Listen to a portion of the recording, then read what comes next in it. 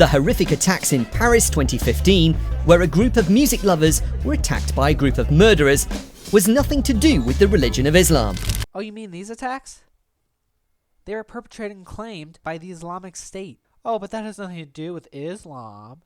These people weren't just random murderers. They were operatives for the Islamic theocracy who carried out attacks for that Islamic theocracy in revenge for ways that they think other countries treat Muslims. Seems pretty Islamic to me, and they did this through martyrdom. How do you think they convinced these people to blow themselves up and to kill other people? By saying God wills it. It was done using their name as a front to create more hatred for their own personal gains. Yeah, these personal gains. Fight them until idolatry shall cease and God's religion shall reign supreme. To them, enforcing God's will is personal gain. The atrocity was made worse when prolific scaremongers, Fox News, claimed that certain areas of Paris had become no-go areas for non-Muslims after the attacks, as more and more people supported the killers' actions that night. It was nonsense, and the mayor of Paris is contemplating legal action against them now. White French being beaten up by predominantly Muslim immigrant gangs. Violent crime can happen anywhere and to anyone, and for many reasons. But in parts of France, it has become especially dangerous to be white. There are parts of France where the native French are no longer welcome. Muslim immigrants consider it their territory, and whites enter at their own risk. The French call them sensitive urban zones. They're no-go zones where the police don't enter or don't enforce the law. They're little Muslim caliphates inside the borders of France. And it's like that because these parts of the country are in the hands of drug traffickers, gangs, and imams. This French report says almost 1 in 5 Frenchmen have been victims of racist insults or worse. A few cases have even gone to trial. Of immigrant attacks on whites, the French establishment and media are only helping to ensure that more whites will seek out groups like Generation Identitaire for protection. If the state will not punish these people and the media will not talk about it, the victims will get increasingly frustrated and could become racist, and then we will have a confrontation.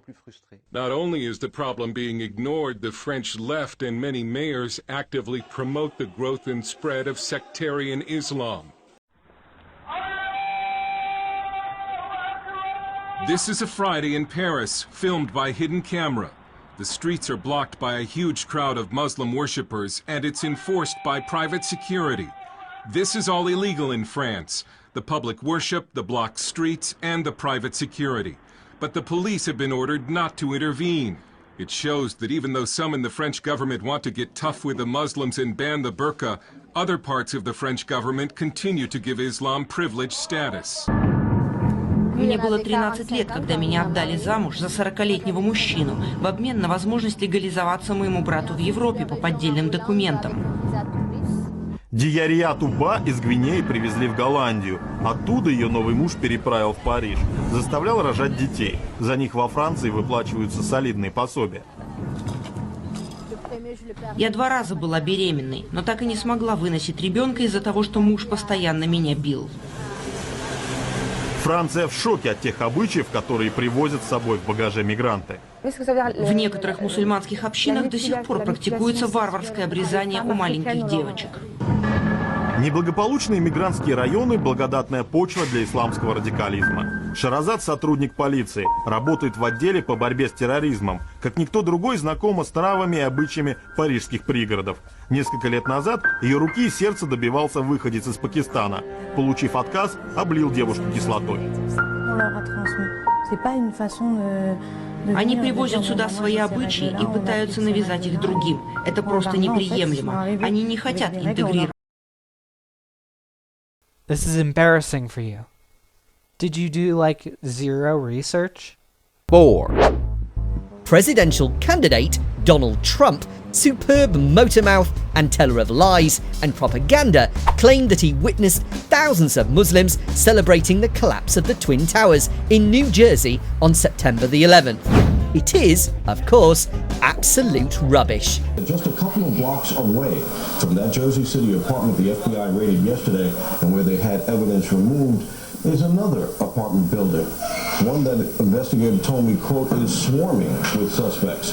Suspects who I'm told were cheering on the roof when they saw the plane slam into the trade center.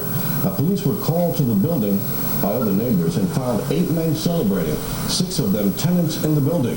The FBI and other terrorist task force agencies then arrived, and the older investigators on the task force recalled that they had been to this building before, 8 years ago, when the first World Trade Center attack led them to Sheikh Omar Abdul Rahman, whose Jersey City mosque lies between the 2 buildings getting attention today. And the older investigators remembered that suspects who eventually got convicted for the first Trade Center case, followers of Sheikh Rahman, lived in the building where these same 8 men were celebrating the destruction that they saw from the roof. Calling this a hot address, the task force investigators ordered everyone detained. And they saw something else, a model of the Trade Center on the roof, along with sets of binoculars, the kind of model used by an architect or an engineer for a presentation, an investigator told me. They knew, he said, that the planes were going to hit, and they wanted a ringside seat. Remember, part of what motivates Osama bin Laden against the United States, he has told followers, is that the United States put Sheikh Rahman in jail. Bin Laden has said that for that, the U.S. must pay. Muslims rejoicing in the carnage. They call themselves the Revolution Muslim. Today on their website, they called the alleged shooter, Major Hassan, an officer and a gentleman. They said, quote, "We love you." At the same time, they called the slain soldiers terrorists who are in, quote, eternal hellfire. These men are radicals, but they are also Americans, believe it or not, who praise Osama bin Laden and celebrate the 9/11 attacks. So what's so extraordinary is that we found them out in broad daylight, out on the streets of New York, trying to spread their message. We're commanded to terrorize the disbelievers. And this is a religion, like I said. Commanded to terrorize the disbelievers? The Quran says very clearly in the Arabic language, Turhibuna. This means terrorize them. It's a command from Allah. We will cast terror into the hearts of the unbelievers because they serve other deities besides God. This isn't a case of people just naturally being violent and wanting to hurt other people. They say it over and over again. We get these beliefs from our religion. We get these beliefs from our scriptures. We believe God commands us to do these things. How can you say that religion is not involved? The punishments described in the Quran and the Sunnah, whether it is death, whether it is stoning for adultery, whatever it is, if it is from Allah and His Messenger, that is the best punishment ever possible for humankind. And that is what we should apply in the world. Who agrees with that? Allahu Akbar. Are you all radical extremists? SubhanAllah. Also, I need to point out this sign that you showed. One who kills a single human being kills the entire humanity. Holy Quran. Let's take a look at the actual context of this quote. That was why we laid it down for the Israelites, that whoever killed a human being, except as punishment for murder or other villainy in the land, it shall be as if he has killed all mankind. So essentially this is a misrepresentation. It's not evidence of goodwill towards all mankind, but only evidence of special treatment for the faithful. It is like you have killed all of humankind, unless the guy you killed is a murderer himself, or he spread disorder in the land by, preaching against Islam. And let's see what the punishment for that is. Not only are you not considered a human being, but the punishment of those that make war against God and His apostle and spread disorder in the land shall be to be slain or crucified or have their hands and feet cut off on alternate sides or be banished from the land. You can choose from banishing them or just hacking them to bits for exercising free speech. That's a misrepresentation of the passage. 3. This is Steve Emerson, a man who is supposedly an expert on terrorism, and one night on Fox News, no surprises here, he decided that he would claim the entire city of Birmingham, the UK's second largest city, was a no-go zone for anyone non-Muslim. Well, I don't know about Birmingham, but let's take a look at Luton, England.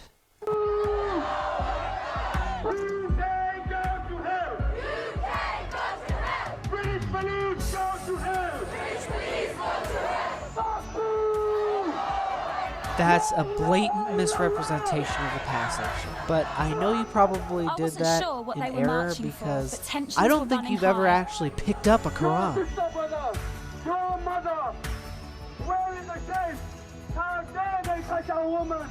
I cannot believe this is happening. I've never seen anything on this scale before. And it breaks my heart to think that this is happening in my town. Hands off Muslims! Hands off Muslims! Hands off Muslims! Everyone's got a right to protest, but I found their chanting provocative and extreme. British police go to hell! British police go to hell! This is the message to stop oppression. Police burning hell. British police burning hell. Yeah, because no real Muslim wants anyone to burn in hell. Yeah, but for what they've done, for the consequences. You can't pick and choose. You can't pick and choose. You can't. You either believe or you disbelieve. You know what? You choose to wear this, I choose to wear that. You and I will have to. You look naked on the street. Do I look naked? Do I really? I don't look naked. You're trying to seduce. No one's trying to seduce me, and I'm not trying to seduce anyone. You shouldn't judge me how I try not to judge you. You are. You've just said who am I trying to seduce? No one. I said I am judging. Well, I don't judge you because I'm above that. Excuse me, go and put on some clothes. How you choose to live, how you choose to dress like that, I choose to dress like this. You don't start. It's okay. Don't you dare speak to me like that. No, this is my hometown as well. All right. No, I'm walking. I am walking. No, That looks pretty extreme to me. They're refusing to adapt to the culture they immigrated to. One of the saddest things is people have brought their kids along. Any extreme group with extreme views should probably try and leave their kids out of it until they're old enough to make their own decision. So how are we ever going to get there if they keep involving kids? Please, mate, you tell me who this group are and why you're out today. Yeah, you find here today a number of people from Luton who are just ordinary Muslims from the local community. What's the solution? You know, if Muslim people are in the wrong and they are committing crimes, you know, no one's above the law. If the law of the land is Islamic, we respect the law of the land. What if it's not Islamic? If it's not Islamic, then the law of the land and those who make it can go to hell, quite honestly, because Allah said in the Quran, in chapter 33, verse 1, He said, "O Prophet, fear Allah and do not obey the disbelievers and the hypocrites." Is David Cameron a Muslim or a disbeliever? Guys, I can't speak on Cameron, so you can't obey him. So he can go to hell, as well as all of the other leaders. Do you think I should go to hell? Let me tell you something. I'm a non-Muslim. You're on your way to the hellfire because you're a non-Muslim. All non-Muslims are destined for the hellfire. Do you really believe that? Yes, and you will be fueled for the hellfire as well. But the fact is that you have an opportunity to change. That hurts me to think that you think that of me because you don't really know me and you think I'm destined to hell because I'm non-Muslim. You said you're not a Muslim, so that's enough for me to know that you're not Muslim. If you're not Muslim, you're destined for the hellfire unless you change. That one there. Yeah, he's the leader. Yeah. What? What have I got to talk to you about? What have I got to talk to you about? What have I got to talk to you about? What have I got to say about Islam and that, innit? Yeah, yeah? So why do you say it now? What do you want me to say? Yeah? Ideology, it's got no place. Yeah? It's got no place, bruv. And what you Sharia got? law's got no place in this country. What do you mean, what have I got? Go on, tell me again, what do you stand for? What do I stand for? Yeah, what do you stand for? Immigration, bruv. I don't stand for paedophilic practices, yeah? What do you stand for? Go on, tell me. What do you mean, what do I stand for? What do you stand for? How's it racism? How's it racism? How's it racist to oppose a fascist ideology? Fascist ideology? What do you? You're racist. How am I racist? You hate Asians, What race Asians? What racism is this? I heard. Come on, where are you running away from? Because I know what you like, bruv. You have about 100 you in a minute. You f***ing chief. You f***ing chief. Prick. You see? That is Islam. You f***ing little prick. The thing is, you get out of this car, they'll be here from everywhere. Watch how many of them now turn up. Watch how many of them now turn up. I'll do your window up so you can't get out, because I'm telling you, look. F***ing pussy. Watch when I get with your f***ing houses, you f***ing muck. fucking tramp. That is what they're like, you see? Now you understand it. Do you think that that man is usually a nice, tolerant person? Do you think that he's bringing his children up to be tolerant towards our children? I mean, he's telling them that we've got the devil in us, etc., etc. We're all going to burn in hellfire. So when we say we're living amongst Islamist, fanatical, Sharia-driven scum who wish to completely destroy this nation, you just met one of them. Don't point your camera at me, I'll break your camera, I'm telling you. Go on, then you got something to say. What have you got something to say? What have you got to say? Huh? Oh God. Oh God. No. What do you mean? Say something in there. Pussy. Go on. Yeah, I know, man. I'm lucky to stop from that, Rob.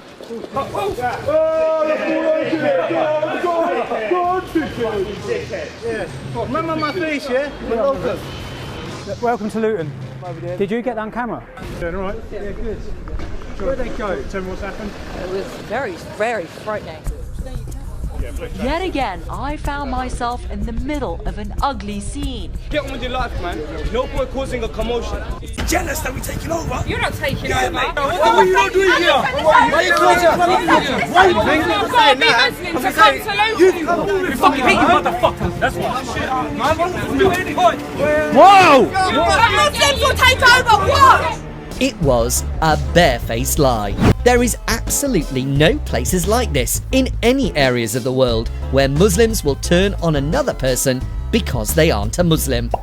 Welcome back to 60 Minutes. I've just returned from Sweden, where something happened that I never would have imagined in such a wonderful country. My crew and I were attacked. We had things thrown at us, we were punched and kicked, and my cameraman was run over.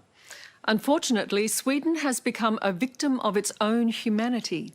By opening its doors and welcoming hundreds of thousands of refugees and asylum seekers from the world's war zones and trouble spots, the country is experiencing serious security issues. And it's not alone. The migrant crisis has now become so huge, many Western European nations are closing their borders. The country's image was shattered 3 years ago when riots broke out in the Stockholm suburb of Husby. There are now 55 declared no-go zones in Sweden, where police have to escort ambulances to ensure their safety. And as we found out, the temperature is similar in the suburb of Rinkeby, home to mostly Somali migrants. Within minutes of us arriving, a group of young men make it clear we're not wanted and deliberately run down our cameraman. Whoops! Nej men vad fan! Hey. Go on! Shit! What happened? right? Your leg? Are you all right? It's a little more hostile than I had anticipated. Okay, welcome to Rinkeby. It's also called Little Mogadishu. We call the police. To be honest, we hadn't anticipated such intense aggression. Our cameraman was And even they fear their presence will be provocative. I think it's better if you go in without us, because I think it would be... very aggressive. Yeah, if Okay, we're young. that's So we will stay here, and if it is... That's fine. You watch us. Thank you. Okay, thank you. Majority here are Muslims from East Africa. What happened next changed everything. The police leave, and as we prepare to go, young men masking their faces arrive. Good, you're doing good. You're doing good? Yeah. Okay, very Alright, good. take it easy. Okay, you too. And attack. Go! Mate! Go! Don't you touch me! Go! What? Okay, we're gonna drink. Excuse me. Wait. Please. Get out of here. No, we are leaving, but you don't need to hurt us. There's no need to be unkind. Hey, You can't feel it. No, don't do it. The gang's attention turns when a local intervenes and drives his mobility scooter into the most violent attacker. Move. We've been individually attacked this man has been punched, the producer's been punched, you've been run over, the cameraman. We've all been assaulted and insulted.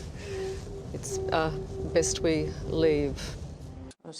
When the first Muslim party presents itself, all the Muslims will vote for it and we'll all end up wearing headscarves. We're in a really big problem.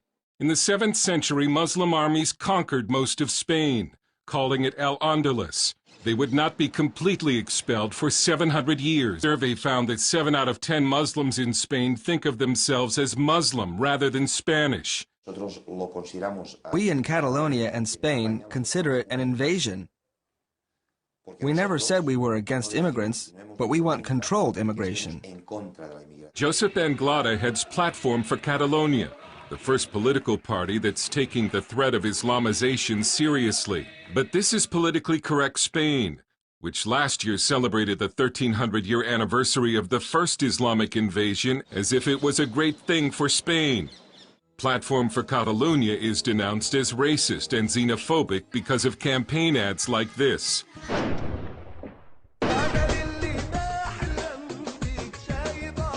But Anglada says they're not against immigrants, they're against uncontrolled immigration, and against immigrants who do not want to be a part of Spain.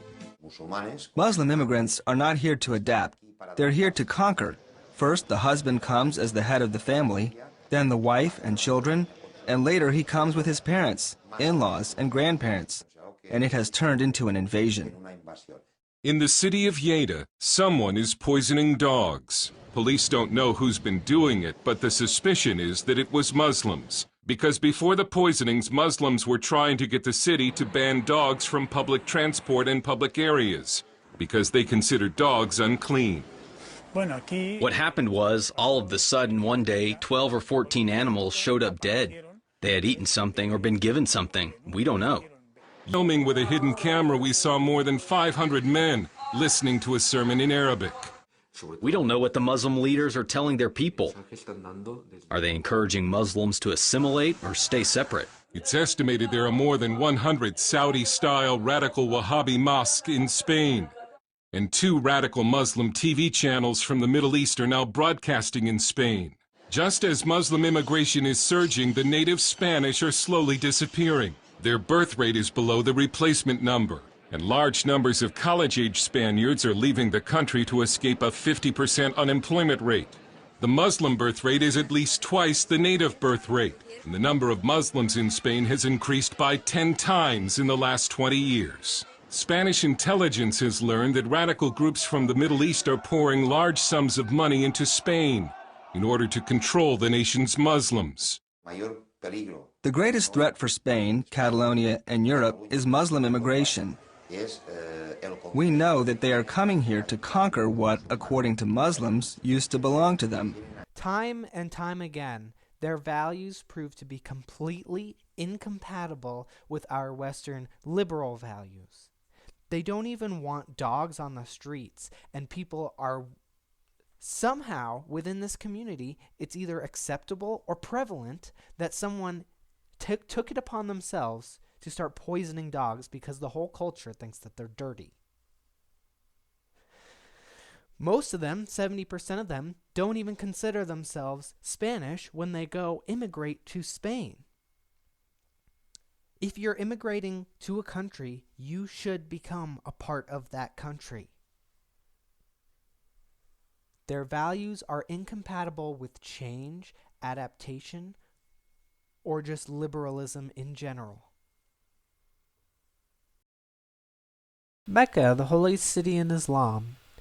Warning, non-Muslims are strictly prohibited from entering the city of Mecca. The penalty is deportation from the country. Documentation will be checked upon entry, and anyone not showing proof of being Muslim will be denied entry. This is on wikitravel.com. And they have to issue a warning because non-Muslims can't travel here without getting thrown in jail and deported. Let's also not forget about the New Year's Eve sexual assaults in Germany that took place in Cologne in 2016. Doing what is mass sexual assault, which is so popular in the Muslim world that it actually has a word for it, taharush. And if you haven't been paying attention to any of the Quran verses that I cited, Islam is obviously the world's one true rape culture. The German police hid all of this because they didn't want to talk about it, because they were too afraid of the racial implications. More statistics just showing the skyrocketing correlation between the massive influx of migrants and the sharp rise in sexual assaults and rapes. And we've demonstrated that this correlation is also causation when we look at the scriptures. Sex crimes against women doubled in 3 years. Look what they bring with them. 77% of rapes in Sweden are committed by 2% of the Muslim male population. Swedish-born rapists, who are a majority population, committed 22.4% of the rapes. Foreign rapists represent 77.6% of the figures. And this includes registered and unregistered migrants. And everything above that pink line is overrepresentation in the registered migrants, that red area. You might say, oh, that's not representative of Islam. Well, they're in a culture that fosters this kind of thinking, and that rate is much higher than the rate of natives. So what's the difference? It might be the fact that their religion teaches them that women are second-class citizens, and that they're not human beings if they're not covered up. Prophet, enjoin your wives, your daughters, and wives of the true believers to draw their veils close round them. That is more proper, so that they may be recognized and not be molested. This culture spreads the belief that if you're not covered up, if a woman is not covered up, she's going to get molested. And it also spreads the belief that you don't have any rights if you're not a Muslim. So of course there's going to be a bunch of Muslim guys running around raping girls. That's the natural consequence of these beliefs. 2. Which leads onto another lie, that Islam promotes violence and to destroy others who believe otherwise, and that they will do their utmost to end them. Fight those who believe in neither God nor the last day, who do not forbid what God and his apostle have forbidden, and do not embrace the religion of truth from among those who were given the book, until they render the tribute by hand in abject submission. Fight them until idolatry shall cease, and God's religion shall reign supreme. They would have you disbelieve as they themselves have disbelieved, so that you may all be alike. Do not befriend them until they have fled their homes in God's cause. If they desert you, seize them and slay them wherever you find them. When the sacred months are over, kill the idolaters wherever you find them. Arrest them, besiege them, and lie in ambush everywhere for them. If they repent and take to prayer and render the alms levy, allow them to go their way. If they repent, worship Allah, and pay the tax, then they can live. Slay them wherever you find them. Idolatry is more grievous than bloodshed. Fight them until idolatry is no more, and God's religion reigns supreme. Remember when God revealed his will to the angels, I am with you, so give courage to the believers. I shall cast terror into the hearts of the infidels. Strike off their heads, strike off the very tips of their fingers. That was because they defied God and his apostle. You did not slay them, but it was God who slew them. Believers, retaliation is decreed for you in bloodshed, a free man for a free man, a slave for a slave, and a female for a female. He, Muhammad, brought down from their strongholds those who had supported them from among the people of the book, and cast terror into their hearts, so that some you slew and some you took captive. Muhammad is literally a terrorist and a slave owner.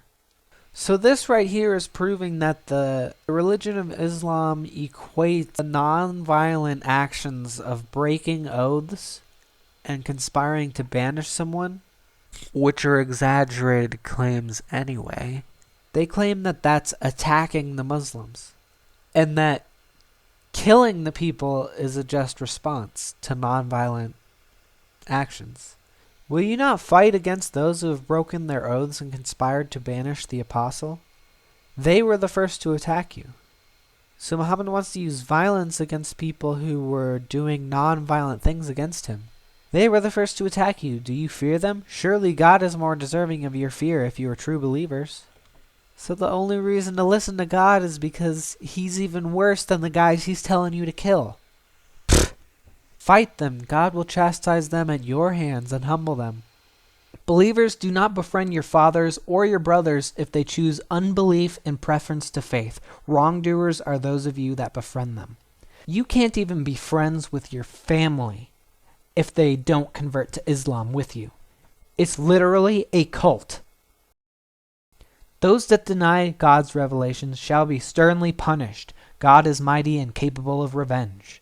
Guard yourselves against the fire, whose fuel is humans and stones, prepared for the unbelievers. God confounds many and enlightens many. He confounds none except the ungodly, who break God's covenant after accepting it, and put asunder what God has bidden to the united, and perpetrate corruption in the land. It is these who will surely be the lost ones. Corruption in the land meaning not Islam. And let not the unbelievers think they will ever get away. They have not the power to do so. Muster against them all the armed force and cavalry at your command, that you may strike terror into the enemy of God, and your own enemy, and others beside them who are unknown to you, but known to God. All that you give in the cause of God shall be repaid to you, and you shall not be wronged. Prophet, rouse the faithful to arms. Book whose verses are perfected and then expounded from him who is wise and all-knowing. This is the most disgusting and imperfect book I've ever seen. On the day it overtakes them, they shall not be immune from it. The terrors at which they scoffed shall encompass them. They will strive to get out of the fire, but get out of it they will not. Lasting torment awaits them. Had it been our will, we could have given every soul its guidance. But my judgment shall be fulfilled. I will surely fill hell with jinn and humans all. Taste the eternal torment. So God literally admits he could show the truth to everyone. But he's just going to fill hell with people who don't believe in him. Because he's that sadistic.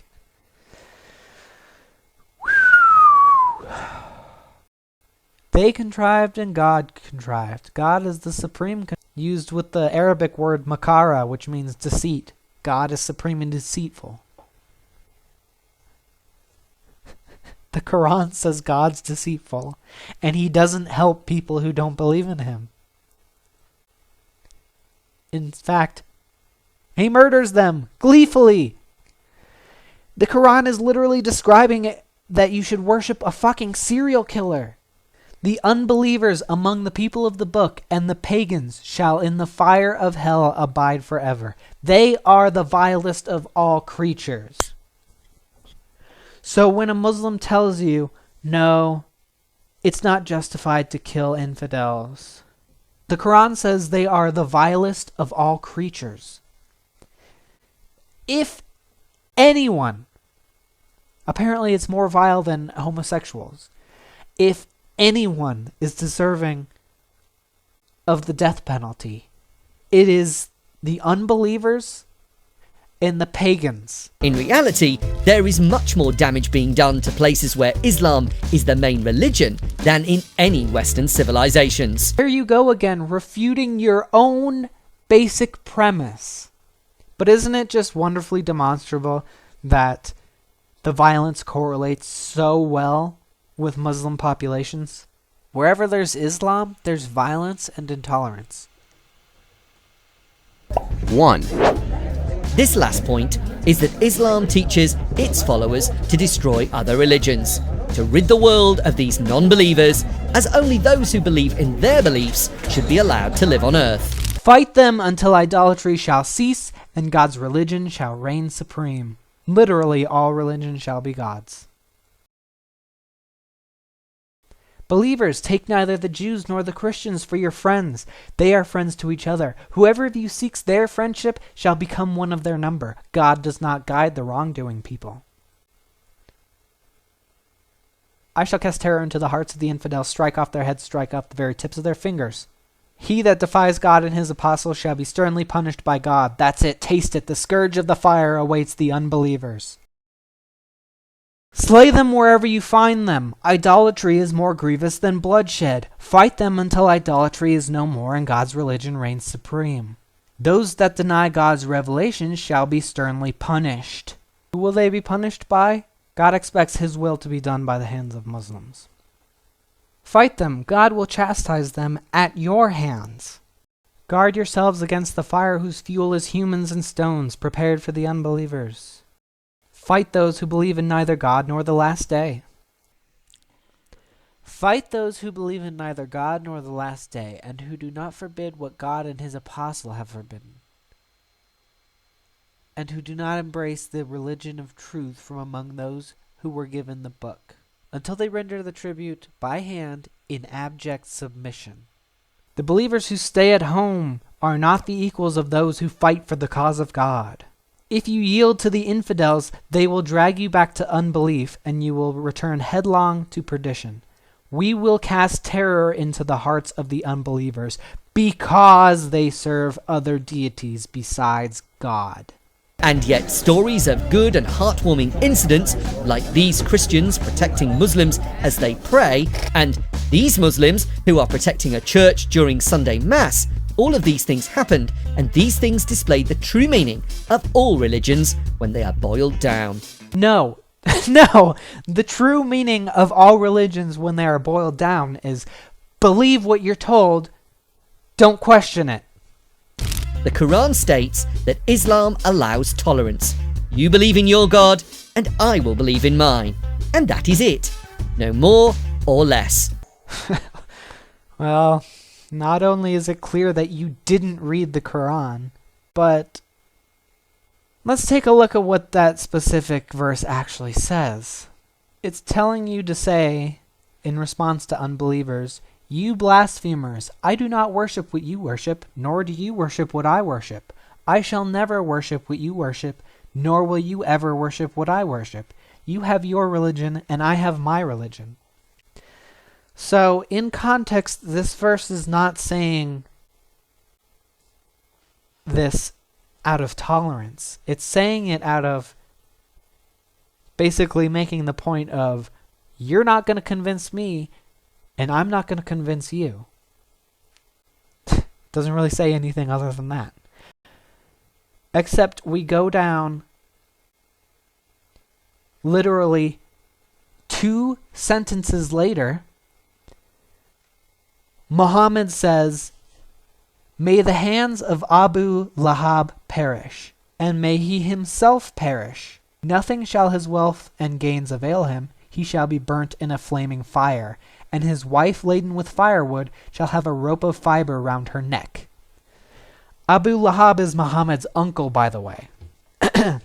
So, 2 sentences after saying, "You have your religion and I have my religion," he says, "Because my uncle's not a Muslim, I hope he dies and burns in hellfire and his wife gets hanged in hell." Muhammad's uncle was not a Muslim, and he objected to Muhammad harassing Meccans about their pagan gods, and Muhammad greatly resented this. Moreover, the saying is also attributed to Abu Sufyan, who was the leader of the Quraysh tribe. Who was a leader of the Quraysh tribe, who said it in reference to Muhammad. So, in fact, it was Muhammad's enemy who is associated with saying this in a tolerant way.